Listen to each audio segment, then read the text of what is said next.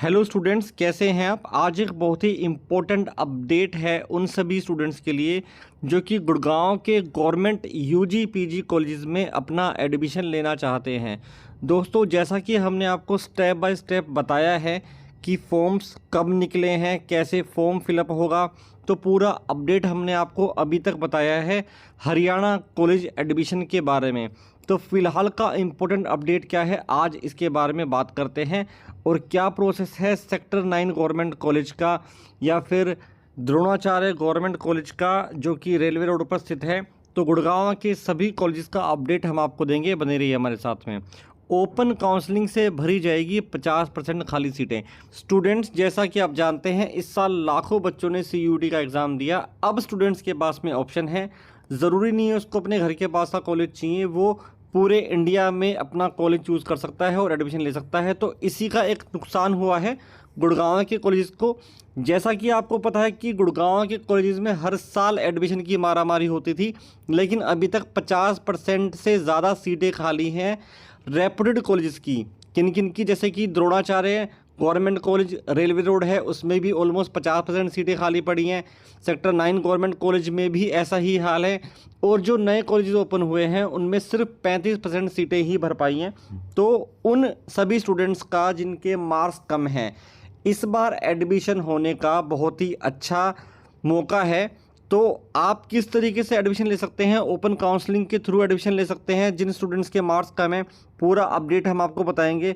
तो क्या है न्यूज़, जिले के राजकीय महाविद्यालयों में स्नातक कोर्सों की 2 कट ऑफ जारी होने के बाद कुल 50% सीटों पर ही प्रवेश हो पाया है।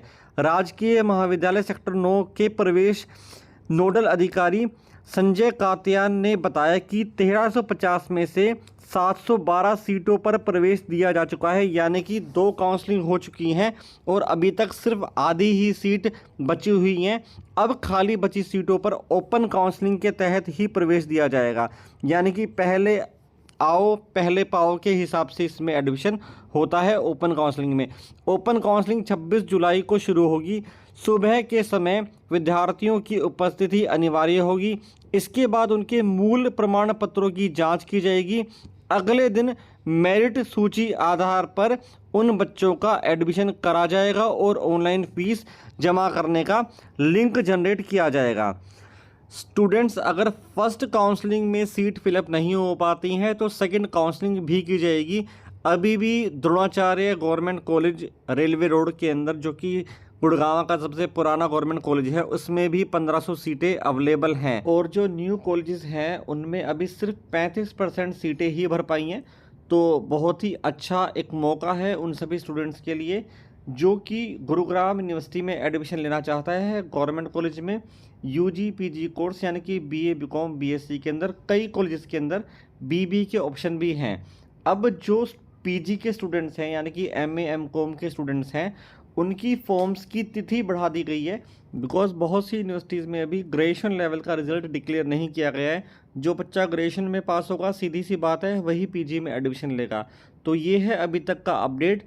उन स्टूडेंट्स के लिए बड़ा ही अच्छा ऑप्शन है जिनकी परसेंटेज कम है और वो गुड़गांव में एक रीज़नेबल UG PG कोर्स में एडमिशन लेना चाहते हैं। ये एक गोल्डन चांस है सभी बच्चों के लिए। तो जिन स्टूडेंट्स के एडमिशन नहीं हुए हैं वो रश कर सकते हैं इन कॉलेज की तरफ। Sector 9 government college, Dronacharya government college, ये आपके लिए बहुत ही अच्छे ऑप्शन हैं। आशा करता हूं कि आपको हमारा आज का अपडेट पसंद आया होगा। इस तरह के इम्पोर्टेंट अपडेट्स जानने के लिए हरियाणा कॉलेज एडमिशन्स के बारे में आप हमारे चैनल को सब्सक्राइब कर लीजिए। बहुत बहुत धन्यवाद।